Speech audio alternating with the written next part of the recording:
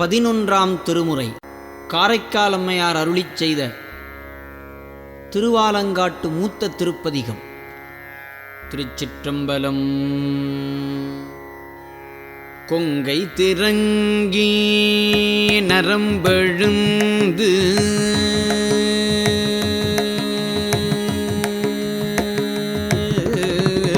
கொங்கை திரங்கி நரம்பெழுந்து குண்டு கண்பெண் பர் குழிவயிற்று கொங்கை திரங்கி நரம்பெழுந்து குண்டு கண் வெண்பல் குழிவயிற்று பங்கே சிவந்திரு பற்கள் நீண்டு பரடுயர் நீழ்கணை காலோர் பெண் பேய் பங்கே சிவந்திரு பற்கள் நீண்டு பரடுயர் நீழ்கணை காலோர் பெண் பேய் தங்கி அலறி உலரு காட்டில் தங்கி அலறி உலரு காட்டில் தாழ்சடை எட்டு திசையும் பீசி தங்கி அலறி உலரு காட்டில் தாழ்சடை எட்டு திசையும் வீசி தாழ்சடை எட்டு திசையும். திருச்சிற்றம்பலம். அனைவருக்கும் என் அன்பான வணக்கம். சாந்தம் கமல் மருகின்ற சண்பை ஞான சம்பந்தன் ஆந்தன் பழையனூர் ஆலங்காட்டி எம்மடிகளை வேந்தன் அருளாலே விரித்த பாடல் இவை வல்லா சேர்ந்த இடமெல்லாம் தீர்த்தமாகச் சேர்வதே. திருச்சிற்றம்பலம். அற்புத தெய்வம் இதனின் மற்றுண்டே அன்பொடு தன்னை அஞ்செழுத்தின் சொற்பதத்துள் வைத்து உள்ளம் அல்லுறும் தொண்டருக்கு எண்டிசை கனகம் பற்பத குவையும் பைம்பொன் மாளிகையும் பவளவாயவர் பனைமுளையும் கற்பகப் பொழிலும் முழுதுமா கங்கை கொண்ட சோழியை சரத்தானே. திருவிசைப்பாவில் 9ஆம் திருமுறையில் கரூர் தேவர் மிக அழகாக பதிவு செய்திருக்கிறார். அற்புத தெய்வம் இதனின் மற்றுண்டே அன்பொடு தன்னை அஞ்செழுத்தும் சொற்பதத்துள் வைத்து உள்ளம் அல்லுறும் எண்டிசை கனகம் பற்பத குவையும் பைம்பொன் மாளிகையும் பவளவாயவர் பனைமுளையும் கற்பகப் பொழிலும் முழுதுமா கங்கை கொண்ட சோழியை சரத்தானே. அன்பு திருமுறையில் அன்பு. ஆமாம், அந்த அன்பு அந்த திருமுறையில் ரொம்ப அல்லுறும். அல்லுறுதல் என்றால் இன்பம் அடைதல். அந்த அன்போடு செய்யும் அந்த சிவ வழிபாடு செய்யும் போது அந்த மனது இன்பம் அடையும். அப்போ என்ன ஆகுது? அன்போடு அல்லுறுதல் என்றால் இன்பம் அடைவது. அப்போ என்ன ஆகும்? எண்டிசை கனகம் 8 திசையிலிருந்து வர வேண்டிய செல்வங்கள் வந்து சேரும் என்று சொல்லுகிறார். 4 திசை கிழக்கு மேற்கு வடக்கு தெற்கு. இப்போ ஈசான்யம்னு சொல்கிறோம். கிழக்கு வடக்கு அதுக்கு இடையில் ஈசான்யம் சொல்கிறோம் இல்லையா? இப்போ திருவண்ணாமலை கிரிவலம் வந்தால் ஈசான்யலிங்கன்னு சொல்கிறோம் இல்லையா? அதுபோல் 8 திசையிலிருந்து வர வேண்டிய பொற்குவியல்கள் நமக்கு தேவையானது எல்லாம் வரும் என்று சொல்லுவார். ஏன்னா உண்ண உணவு உடுக்க உடை இருக்க இடம் அவசியம். சரி, வாழ்வாங்கு வாழ்வதற்கு நமக்கு இருப்பிடம் வேணும் இல்லையா? கணவனுக்கேற்ற மனைவி மனைவிக்கு ஏற்ற கணவன் அமையணும் இல்லையா? ஆமாம், அமையணும். காவேரி நதி கங்கை நதி கற்பக சோலை தானே. எத்தனை ஏன்னா இந்த கரூர் தேவருடைய ஒரு செயல்பாடு திருவிசைப்பாவில் அந்த கங்கை கொண்ட சோழேச்சரத்தானே என்று சொல்லுவார். காவேரியிலிருந்து அப்படியே கங்கை வரையும் அவருடைய செயல்பாடுகள். எங்கேனும் இருந்து உன்னடியேன் உனை நினைத்தால் அங்கே என்னோடும் உடனாகி நின்றருளி இங்கே என் வினையை அறுத்திட்டு எனையாளும் கங்கா நாயகனே கழிப்பாலை மேயோனே என்று சொல்லுவார். நீ எங்கேனா இரு, ஆனால் அங்கிருந்த வழிபாடு செய்யணும் தானே. இப்போ நம்ம வெளியூர் போயிடுறோம்.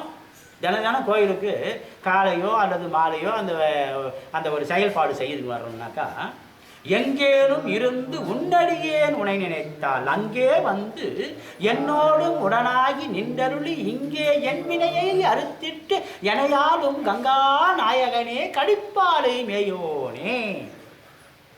சுந்தரருடைய 7ஆம் திருமுறையில் என்ன அழகா சொல்றாரு, எங்கேனா இரு, அங்கிருந்தே செய்ய வேண்டிய வேலையை செய்யணும் தானே, திருமுறை பாடல் பாடலாம் தானே. என்ன அழகா சொல்றாரு பாருங்க. பற்பத குவையும் பைம்பொன் மாளிகையும் பவளவாயவர் பனைமுடையும் அப்படின்னா கணவனுக்கு ஏற்ற மனைவி, மனைவிக்கு ஏற்ற கணவன் அமையும் என்று திருமுறை சொல்லுது. அப்படி எதுனா கொஞ்சம் குறைபாடு இருக்குதுன்னா அந்த குறைபாடு நீங்கணும் தானே. அந்த குறைபாடு நீங்கணுமா வேணாவா? நீங்கணும். இப்போ மதுரையில் மாணி மங்கைய கடைசியாக மாறினார். எப்படி கோன் பாண்டியன் நின்றசேர் நெடுமாறனாக மாறினார். பையவே சென்று பாண்டியருக்கு ஆகுவே. குறைபாடு நீங்கிச்சு இல்லையா? அறியாமையில ஒரு தவறு பண்ணா, சாதாரண குழந்தை, ஒரு 10 மாதம் குழந்தை கொல்லிக்கட்டில் எரிஞ்சுங்குது, அடுப்பில் அந்த கட்டை எரிஞ்சுங்குதுன்னா அது தெரியல. அந்த 10 மாதம் குழந்தை நகர்ந்து போகுது, அந்த கொல்லிக்கட்டில் போய் கை வச்சுடுது, அந்த நெருப்பில் கை வச்சுடுது இல்லையா? ஆனால் 10 வருஷம் குழந்தை கையில் வைப்பானா? ஆகாது இல்லையா? அவனுக்கு தெரியுது இது நெருப்பு சுடுவோன்னு சொல்லி தெரியுது. அதனால நம்ம செய்ய வேண்டிய வேலை எதுன்னு சொல்லி நம்ம நினைக்கும் போது அது அங்கே பக்குவமாகுது. அதான் ஒரு இல்லறத்தில் கணவன் மனைவியாக இருந்து செயல்பாடு செய்யும் போது எப்படி என்ன அழகா சொல்ற, பவளவாயவர் பனைமுளையும் கற்பக பொழிலும் முழுதுமா கங்கை கொண்ட சோழியை சரத்தானே என்று பதிவு செய்திருக்கிறார். கணவனுக்கு ஏற்ற மனைவி, மனைவிக்கு ஏற்ற கணவன். அப்படி என்ன ஒரு குறைபாடு வருதுன்னாக்கா அந்த குறைபாடு நீங்கணும் தானே. அத்தனை அத்தனை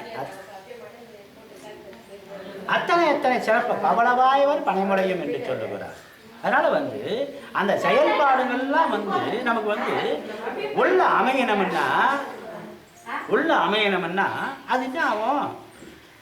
அந்த செயல்பாடு பக்குவப்படணும். எங்கேனும் இருந்து உன்னடியேன் உனை நினைத்தால் அங்கே என்னோடும் உடனாகி நின்றருளி என் வினையை அறுத்திட்டு எனையாலும் கங்கா நாயகனே கழிப்பாலை மேயோனே என்று சொல்லுவார். ஏன்னா ஒரு நெல் நாற்று கூட முடிச்சா நட்டா கோட்டையா விளையாது. விவசாயி நெல் பயிர் பண்ணுறாருன்னாக்கா நாத்தங்கால்லேருந்து பிழிஞ்சி நடவு போடுறாரு. எங்கே நடவு போடுறாரு? நடவு வயலில். ஆனால் அந்த நெல் நாற்றை 2 நாற்று இல்லை 3 நாற்று வச்சு நடவு போடுறாங்க. இது ஒரு 5 சென்டிமீட்டர் இடைவெளி நெல் நாற்று நடவு போடுறாங்க. ஒரு 5 அடி மல்லியோ ரோஜாவோ நட்டால் 5 அடி இடைவெளி. 5 25 அடி ஒரு மாங்காய் செடியோ தேங்காய் செடியோ நட்டால் 25 அடி இடைவெளி வைக்கிறாங்க இல்லையா? அதுபோல் அந்த நெல் நாற்று நடவு நடுறவங்க கூட முடிச்சா நட்டா கோட்டையாக விளையாது. நெல் நாற்று அதிகமாகுதுன்னா முடிச்சா நட்டுடுவாங்களா விவசாயிங்க? நடமாட்டாங்க. அப்போ என்ன பண்ணுவாங்க? அதனால் 2 நாற்று 3 நாற்று வச்சு நட்டா அது களைச்சி நல்லா விளைச்சல் நல்லா கொடுக்குது. பால் நினைந்தூட்டும் தாயினும் சால பரிந்தினி. சுவாமியுடைய செயல்பாடு 8ஆம் திருமுறையில் என்ன சொல்றாரு? பால் நினைந்தூட்டும் தாயினும் சால பரிந்தினி. குழந்தை தூக்கினே இருக்குது, ரொம்ப நேரமாக பால் குடிக்காத, தாய்ப்பால் ஒன்றுலையே. குழந்தைய எழுப்பி பால் கொடுப்பா. குறிப்பறிந்து தாய்ப்பால் கொடுக்கும் தாய்மார்கள். ஆமாம், அது கொஞ்சம் நேரம் பால் குடிக்காது சப்பாது இருந்தாக்கா கொஞ்சம் அந்த காலில் கொஞ்சம் லேசாக கிள்ளி விடுவாங்க. அந்த குழந்தை சப்பாதை கம்முன்னு தூங்கி வச்சு அந்த பால் வீணாக போகுதே அப்படின்னு சொல்லி, அதான் அந்த குறிப்பறிந்து தாய்ப்பால் கொடுக்கும் தாய் எப்படியோ பால் நினைந்தூட்டும் தாயினும் சால பரிந்தினி என்று சொல்லுவார். குழந்தைக்கு பசிக்கும் காலத்தே அது அடும் முன்னே அறிந்து குறிப்பறிந்து தாய்ப்பாலினை ஊட்டுகின்ற தாய்க்கும் மேலான செயல்பாடு இறை வழிபாடு. குறிப்பறிந்து தாய்ப்பால் கொடுப்பது அது எவ்வளோ பெரிய பக்குவம். ஒரு பசுமாடு கூட மலை மேலே போய் பில்லு மேய்ஞ்சிட்டு வருது. வரும்போது என்ன பண்ணுது? தண்ணி தாகமாக இருக்குது, அந்த மலையில் தண்ணி இல்லை, ஒரு பில்லு மட்டும் கொடியும் பில்லும் மேய்ஞ்சிட்டு வருதுன்னாக்கா கீழே இறங்கி வந்தால் முதல்ல கொட்டிக்கு அந்த கன்றுக்குட்டிக்கு பால் கொடுக்கும் தாய்க்கு. அதாவது நாட்டு பசுமாடாக இருந்தால் இப்போ பொங்கனூர் கொட்டை அப்படின்னு சொல்கிறோம் இல்லையா? நம்ம எத்தனை இப்போ நம்ம ஊருக்கு பக்கத்துலலாம் அந்த சிங்கிரி கோணையில் கோசாலை இருக்குது, நம்ம திருக்காலத்தில் கோசாலை இருக்குது, அங்கெல்லாம் போய் பார்க்கணும். சின்ன அந்த பொங்கனூர் கொட்டைன்னு சொல்லுவாங்க, நாட்டு பசு மாடு. அது என்ன பண்ண மலை மேலே போய் மேய்ஞ்சிட்டு வருது. இப்போ ஜெர்சி மாடுலாம் மேலே போய் மேயாது, இதெல்லாம் சோம்பேறி மாடுங்க, பசு மாடுங்க. ஆனால் அந்த நாட்டு பசு மாடெல்லாம் மலை மேலே போய் கூட இந்த மழை காலம் ஐப்பசி மாதம் மழை பெய்யும் போது கூட இந்த பில்லு புஷு பிடுங்கும்போது மண்ணோடு வரும், மலை மேலே போய் கொடிகளை போய் மேய்ஞ்சிட்டு வரும். யானை எப்படி மலைக்கரைகளை ஒடிச்சு சாப்பிடுது, அதுபோல் அந்த பொங்கனூர் கொட்டையெல்லாம் மலை மேலெலாம் போய் மேயும் நாட்டு பசு மாடுகள்லாம். அப்போ என்ன ஆகுது, அந்த காளை மாடு, கன்றுக்குட்டி, சினை பசு மாடுகள், கிடாரிகள் இதெல்லாம் வந்து தன்னுடைய வம்சத்தை விருத்தி செய்ய நல்லா போய் மேயும். ஆனால் வரும்போது அந்த குழந்தைக்கு, அந்த கண்ணுக்குட்டி வந்து குழந்தை தானே அதுக்கு, அந்த குழந்தைக்கு அந்த கண்ணுக்குட்டிக்கு தாய்ப்பால் கொடுக்கும்போது தண்ணி அப்படியே குடிச்சிக்கலாம். முதல்ல வந்து கண்ணுக்குட்டிக்கு பால் கொடுக்கணும்னு சொல்லி மலை மேலே மேய்ச்சிட்டு வந்த பசுமாடு முதல்ல கண்ணுக்குட்டிக்கு பால் கொடுக்குது. இதெல்லாம் நம்ம கண்ணில் காண்கிறோம் இல்லையா? எவ்வளோ பெரிய நிகழ்ச்சி இது. முதல்ல தண்ணி குடிக்கலாம் இல்லையா?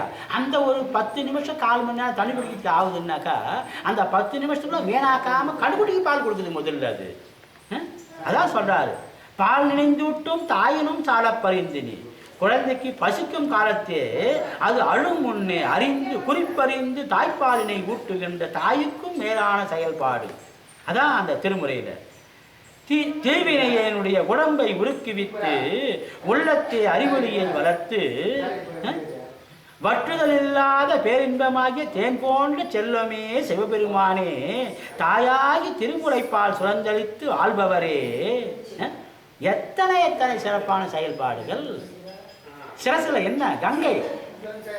இப்போ நம்ம வீட்டில் வந்து மேல்நிலை நீர் தொட்டி, மேல்நிலை நீர் தொட்டி இருந்ததுனாக்கா நம்ம எந்த பக்கம் நம்ம குழா திறப்பினாலும் வந்துடுது இல்லையா?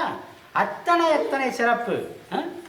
அதனால் வந்து அந்த பால் கொடுக்குறது எப்படி நம்ம வந்து நம்ம சாமி ஆடுகிறாரோ அதுக்கேற்ற மாதிரி.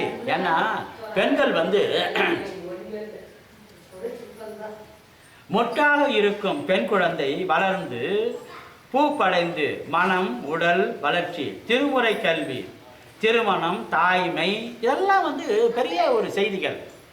ஒரு குழந்தை பருவத்தில் ஒரு பெண் குழந்தை மேலும் மேலும் வளருது. அந்த வளர்ச்சி வந்து அது படிப்படியாக பெரியவங்க சொல்லியிருக்கிறாங்க இல்லையா?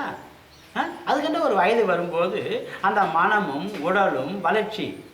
திருமுறை கல்வி அவசியம்.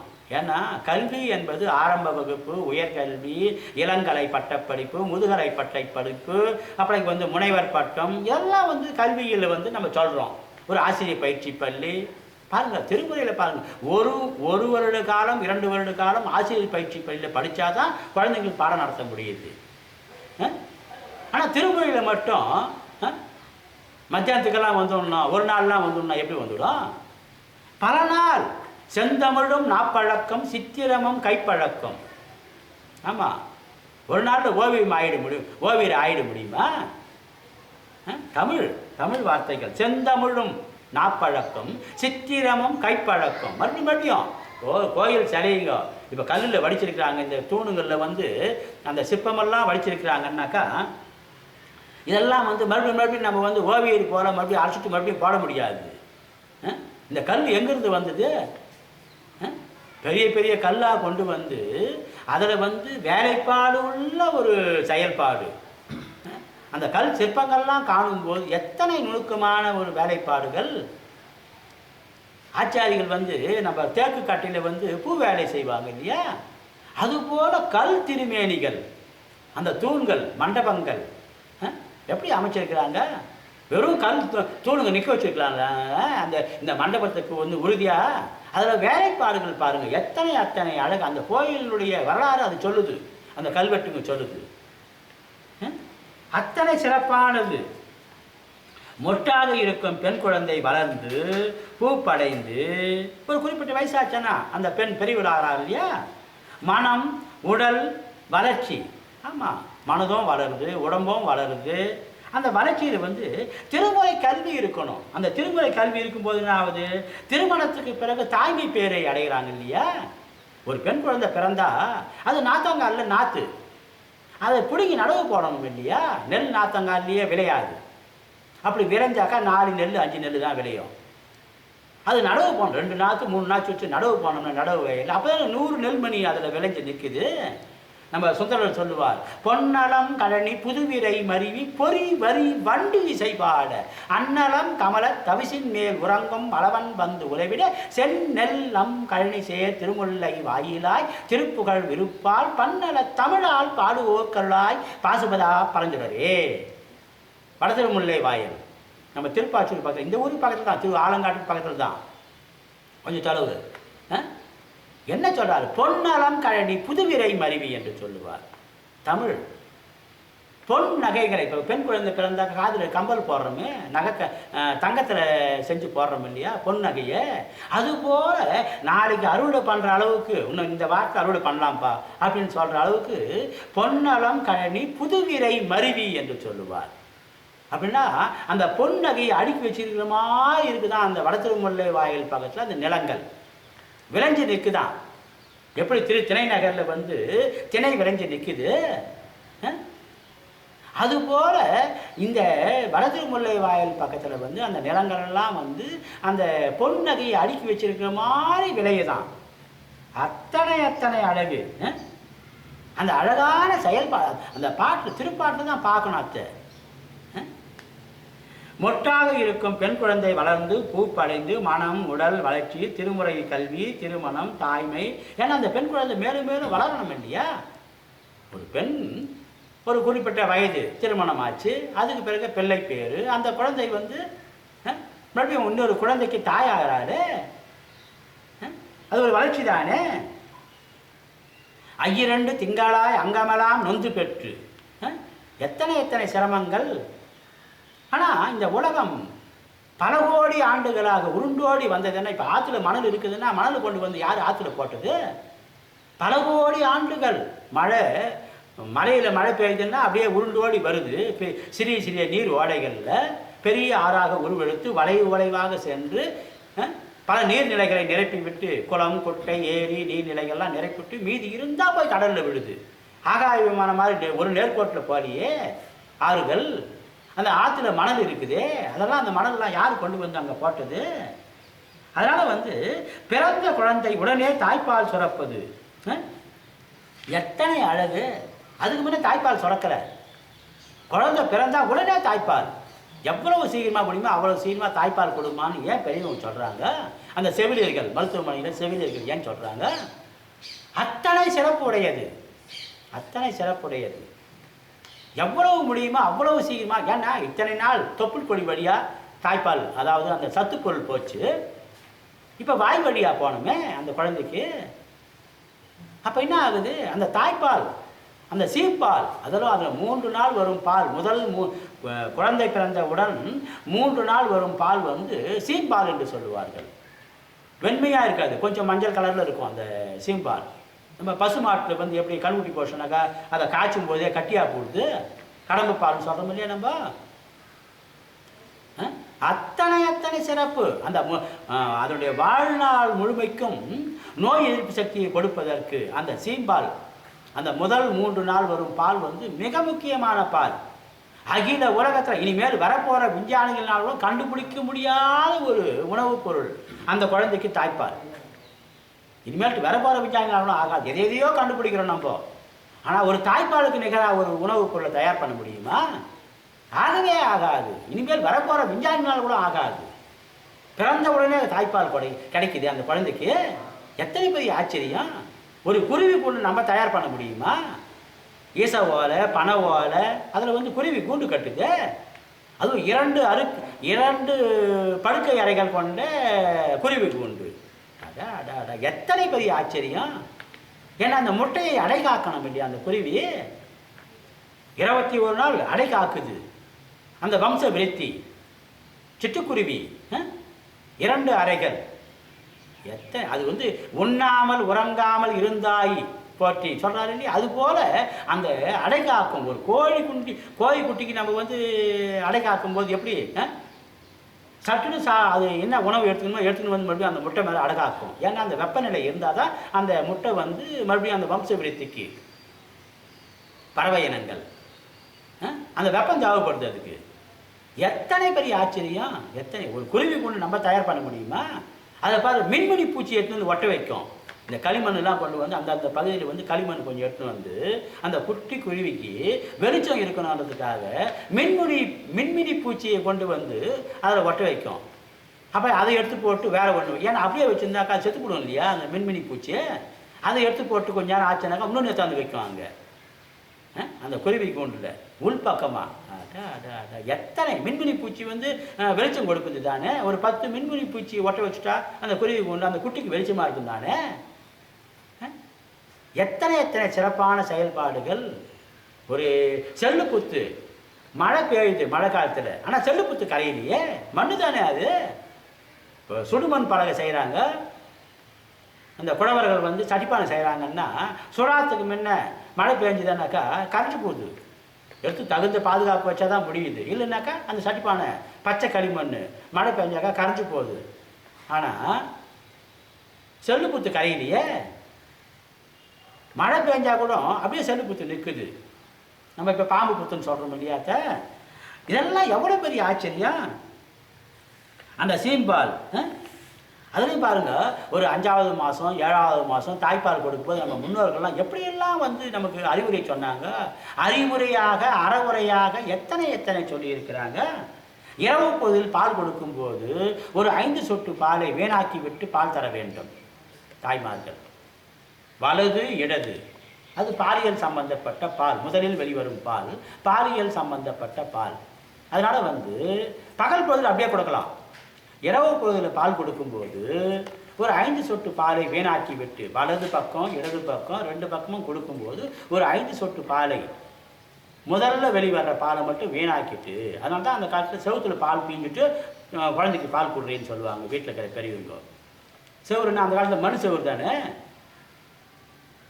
அதாவது அந்த அனுபவங்கள்லாம் வந்து நம்ம வந்து பெரியவங்கிட்ட கேட்டு தெரிஞ்சுக்கணும். ஏன்னா அது பாலியல் சம்பந்தப்பட்ட குறைபாடு. அந்த குழந்தைக்கு 5ஆம் மாதம் சந்து பேதி வயிற்றுப்போக்கு வரதுக்கு வாய்ப்பு இருக்குது, 7ஆம் மாதம் சந்து பேதி வரதுக்கு வாய்ப்பு இருக்குது. அதனால் வந்து நம்ம பெரியவங்கள்லாம் வந்து முன் அனுபவத்தில் பல கருத்தை சொல்லியிருக்கிறாங்க. அப்படின்னா ஆகுது அந்த தாய்ப்பாலுடைய மகத்துவம் ஆச்சா. அத்தனை சிறப்பான செயல்பாடு நம்ம திருமுறைகள் தான் இதெல்லாம். இப்போ மழை வேண்டி பதிகம் இருக்குதுன்னா அது ராகமெல்லாம் மழை வேண்டி பதிகத்துக்கு கூட ராகமெல்லாம் இருக்குது. அற்புத தெய்வம் இதனின் மற்றுண்டே அன்பொடு தன்னை அஞ்செழுத்தும் சொற்பதத்துள் வைத்து உள்ளம் அல்லுறும் தொண்டருக்கு எண்டிசை கனகம். 8 திசையில் வர வேண்டிய செல்வங்கள் வரும். செல்வம் என்றால் காசு மட்டும் நம்ம நினைக்கிறோம் இல்லையா, அது இல்லை. பலவிதமான நன்மைகள். ஒரு விவசாயம் செய்கிறாங்கன்னா விவசாயத்தில் நன்மை கிடைக்கும். என்ன பஞ்சபூதங்கள் 5 தன் செயல்பாட்டை செவ்வனே செய்யும் போது பஞ்சபூதங்கள் தன் செயல்பாட்டை செவ்வனே செய்கிறது. இது இயற்கை தானே. மெய் வாய் கண் மூக்கு செவி தன் செயல்பாட்டை செவ்வனே செய்யும் போது நிலம் நீர் நெருப்பு காற்று ஆகாயம் தன் செயல்பாட்டை செவ்வனே செய்யும் தானே. மழை காலத்தில் மழை பெய்யணும், வெயில் காலத்தில் வெயில் காயணும். ஏன்னா உப்பு விற்க போனாக்கா மழை பெய்யுது, ஊமி விற்க போனால் காற்றடிக்குதுன்னு சொல்லுவாங்க கிராமத்துங்களில். அது என்ன, உப்பு மழையில் கரைஞ்சி போடும் இல்லையா, ஊமி விற்கும் போது வந்து அந்த ஊமி காற்றுல பறந்து போடும் இல்லையா. அதாவது நம்ம செய்கிற செயல்பாடுகள்லாம் வந்து எப்படியெல்லாம் வந்து அமையணும். 5 மெய் வாய் கண் மூக்கு செவி தன் செயல்பாட்டை செவ்வனையே செய்யும் போது என்ன ஆகும், அது செய்ய வேண்டிய வேலையை அது ஒழுங்காக பண்ணணும். பஞ்சபூதங்கள். ஒரு விவசாயிக்கு சரியாக விளைச்சல் இல்லாமல் ஒரு குறைபாடு வருதுன்னா அடுத்த பயிர் இன்னும் சிறப்பாக என்ன பண்ணணும், தர்மம் செய்யணும். திருமுறை சொல்லுது, இறப்பவர்க்கு ஈய வைத்தார் ஈபவர்க்கு அருளும் வைத்தார் கரப்பவர் தங்களுக்கெல்லாம் கடு நரகங்கள் வைத்தார். நமக்கு ஒரு 100 ரூபாய் வருமானம் வருதுன்னா 100 ரூபாயில் 1 ரூபாய் நம்மளுது இல்லை, அது சிவ வழிபாட்டுக்கு தரணும். சிவ வழிபாட்டுக்கு இப்போ கோயிலில் வெள்ளை அடிக்கிறாங்கன்னா அப்போ தான் பொலிவாக இருக்கும் கோயில். ஒரு பராமரிப்பு பணி. அந்த காலத்தில் வந்து பெரியவங்கெல்லாம் கற்கோயிலை கட்டினாங்கன்னா எதுக்கு கட்டினாங்க. இப்போ நம்மெல்லாம் வந்து சிமெண்ட்டில் வீடு கட்டுறோம்னா அது ஒரு 100 வருஷம்னு சொல்லி ஆயுசு சொல்கிறாங்க. ஆனால் கற்கோயில் எத்தனை சிறப்பு. அத்தனை சிறப்பான அந்த கற்கோயிலை பராமரிப்பு பணியும் செய்யணும் இல்லையா. கோயிலில் தேவம் எறியணும் இல்லையா. தேவம் எரிஞ்சாதானே சுவாமியை வந்து வழிபாடு பண்ணுறோம்னா இப்போ நம்ம சமையல் அறையில் வந்து வீட்டில் வந்து மிளகு சீரகம் வெந்தயம் ஓமம் தனியா இதெல்லாம் பயன்படுத்துகிறோம். நம்ம அங்கே மின்சார விளக்கு தடைப்பட்டாக்கா அந்த சமையல் அறையில் எந்த பொருள் எங்கே இருக்குதுன்னு தெரியலையே. மாமியார் ஒரு இடத்துல வைக்கிறா, மருமக ஒரு இடத்துல வைக்கிறாங்க. அந்த மாற்றி வைக்கும்போது என்ன ஆகுது, அப்போ குறைபாடு ஏற்படுத்துது. எந்த பொருள் எங்கே இருக்குது அது இருட்டில் தெரியல, இருக்குது ஆனால் நம்ம கண் பார்வைக்கு தெரியல. அந்த வெளிச்சம் இல்லாதனால எந்த பொருள் எங்கே இருக்குதுன்னு நமக்கு தெரியல. அதுபோல் அந்த வெளிச்சம் சுவாமியால் இருந்தால் தானே திருவிளக்கு தீபத்தில் சுவாமியை காணுவது ஒரு சிறப்பு. அத்தனை சிறப்பு. பண்டே மிக நான் செய்த பாக்கியத்தால் பரஞ்சோதி நின்னாமம் பயிரப் பெற்றேன். நம்ம நெல்வாயில் அறத்தொழில சுந்தரர் சொல்லுவார். பண்டேன்னா முன்னாடியோ ஏதோ முன்னாடி ஏதோ தவம் பண்ணியிருக்கிறோம். நம்ம நல்லா நிமிர்ந்து உக்காரலாம், திருமுறையை காதில் கேட்குறோமே, சிவ வழிபாடு செய்கிறோமே. பண்டே மிக நான் செய்த பாக்கியத்தால் பரஞ்சோதி நின்னாமம் பயிரப் பெற்றேன். நின் நாமம் என்றால் 5 எழுத்தை சொல்லுவது. ஆமாம், பயிற்சி இருக்கணும். முற்பிறப்பில் செய்த நல்வினையால் தான் இதெல்லாம் வந்து வாய்க்கும். இல்லைன்னா இது ஆகுமா? ஒரு திருநீர் பூசினா புண்ணியர் பூசும் வெந்நீர் என்று சொல்லுவார் திரு ஞான சம்பந்தர். புண்ணியம் இருக்கணும் தானே, திருநீர் பூசுறதுக்கும் புண்ணியம் வேணும் இல்லையா? முன்னவனாரின் திருக்கோயிலுக்கு போனால் திருநீர் பூசுறாங்கன்னாக்கா பெருவாழ்வு பெற்றேன் என்று திருநீர் பெறுகிறார் திலகவதியாரிடத்தில் வந்து நாவுக்கரசர். எத்தனை பெரிய சிறப்பு அதெல்லாம். கோயிலில் தலைமரம் இருக்குதுன்னா அந்த தலைமரத்துக்கு என்ன, ஒரு ஆலமரம் இருக்குதுன்னா அந்த ஆலமரத்துக்கு பழைய காலத்துக்கு அந்த ஒரு சில ஊர்லாம் பாருங்கள், கோயில் தலைமரத்தில் இப்போ ஆலமரம் இருக்குது, அரச மரமும் அத்தி மரமும் இருக்குதுன்னா அது இங்கேயே வந்து உரல் உலக்க இயந்திரமெல்லாம் இருக்கும். ஏன் இருக்குது? ஒரு வீட்டில் வந்து கணவன் மனைவி அவங்களுக்கு 4 குழந்தை 5 குழந்தை பிறக்குதுன்னாக்கா எல்லார் வீட்டுக்கும் தனித்தனியாக வந்து உரல் உலக்க ஆகாது, இயந்திரம் ஆகாது. சரி, அவங்களுடைய வசதி. கோயில் தலைமரத்தங்கியே வந்து உரல் உலக்க இயந்திரம் இருந்தாக்கா கேவுரு மாவா ஆகுது, அரிசி இது நெல் வந்து அரிசியாக மாறுது. கோயிலில் பூஜை பண்ணுறாங்க, மணி ஓசை கேட்குது. எத்தனை சிறப்பு. அந்த கேவுரு அர்ச்சகனே ஏனத்தில் கேவுரு அர்ச்சகனே கேவுரு மாவா மாறுது, நெல் அரிசியாக மாறுது. ஒரு கல்ல 2 மாங்காய் சொல்கிறாங்க இல்லையா?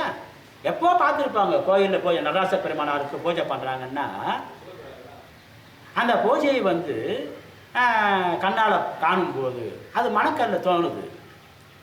அப்போ என்ன ஆகுது, அந்த வேலையும் ஆகுது. ஏன்னா வீட்டில் வந்து பசி வந்தால் 10 பறந்து போகும். பசியாக இருக்கக்கூடாது இல்லையா குழந்தைங்க? அதனால தான் பாருங்கள், நம்ம வீட்டில் கூட வந்து குழந்தைக்கு நேரத்தோடு சமைக்கணும். காலை உணவு காலையும், மதிய உணவு மதியமும், இரவு உணவு சாயந்தரமே சமைச்சிடணும். குழந்தைக்கு 7 மணிக்கெல்லாம் கூட தூங்கிடும், சாப்பிடாத தூங்கிட்டா எப்படி? அதனால தான் வீட்டில் வந்து நம்ம வந்து சமைக்கும் போது அந்த உணவு சமைக்கிறவங்க கூட, ஏன்னா 3 வேளை சமைக்கிறவங்க இருக்கிறாங்க, 2 வேளை சமைக்கிறவங்க இருக்கிறாங்க. நேரத்தோடு சமைக்கணும் இல்லையா? பகராத்திரிக்கு சமைச்சா எப்படி அந்த குழந்தைங்களாம் சாப்பிட்டு தூங்கும்?